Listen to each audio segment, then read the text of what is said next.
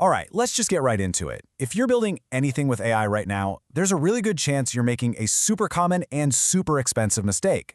See, most of us start by picking one really powerful AI model, right? And we just throw every single task at it. But honestly, that approach is just a massive budget killer. So today, we're going to fix that. And this quote, man, it just perfectly nailed the problem, doesn't it? It's so inefficient, it's total overkill, and it is costing you a fortune. I mean, think about it. You would never pay a top-tier expert to just handle simple, repetitive stuff. So, why are we all doing exactly that with our AI? Okay, so let's talk about the old way. The problem with just using a single model. What's so wrong with that simple approach? Well, look, it's a great place to start, for sure. But the second you try to scale, you hit a brick wall. Suddenly, you're paying these premium prices for every single API call. Doesn't matter if it's just summarizing an email or drafting a super complex legal argument.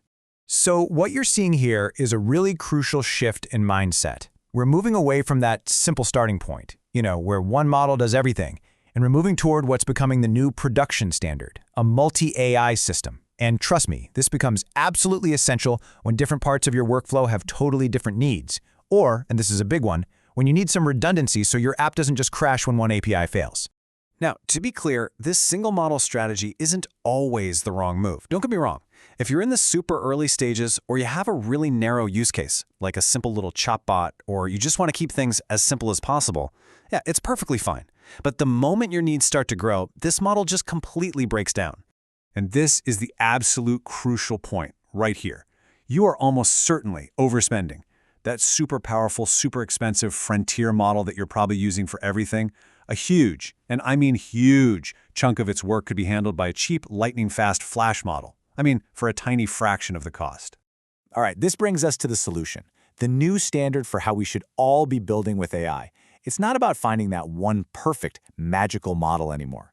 It's about building an intelligent system to manage a whole team of specialized models.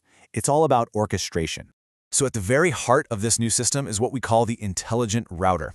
And the best way to think of it is like a digital traffic controller, or maybe a triage nurse in an emergency room. It's a small, cheap AI model, think something like Gemini 3 Flash, that looks at every single user request first and just decides, okay, is this simple, medium, or complex?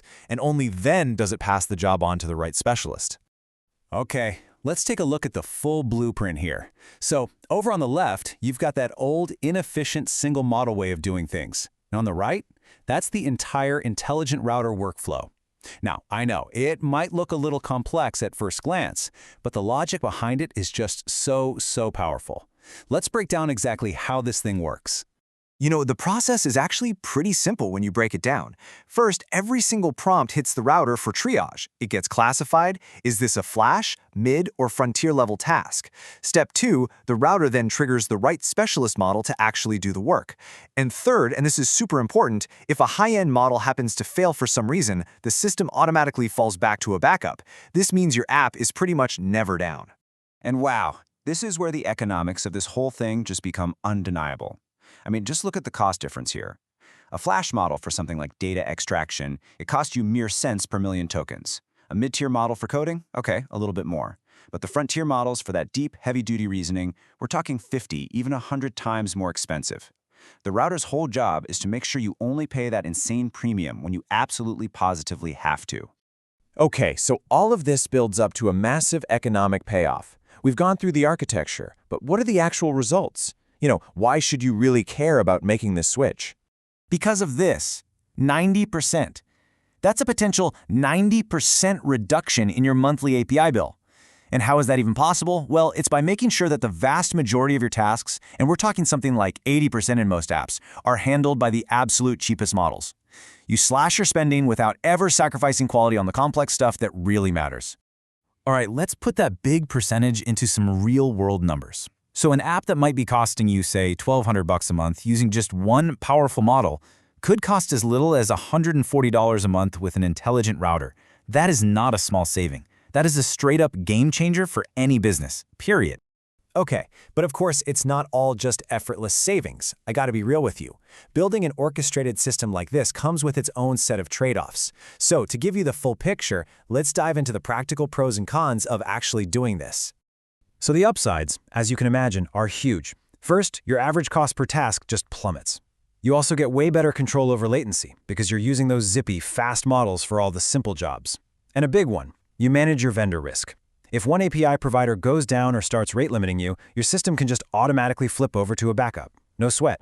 But there are definitely some challenges to think about. The coordination logic is, well, it's more complex.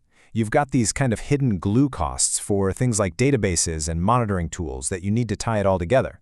And there's a very real risk of what's called overchaining, where you get a little too fancy and build a workflow that makes like 6 AI calls when 2 would have worked just fine, and you accidentally jack up your cost and latency. So, what does all this mean for the future of building with AI? Where are we headed?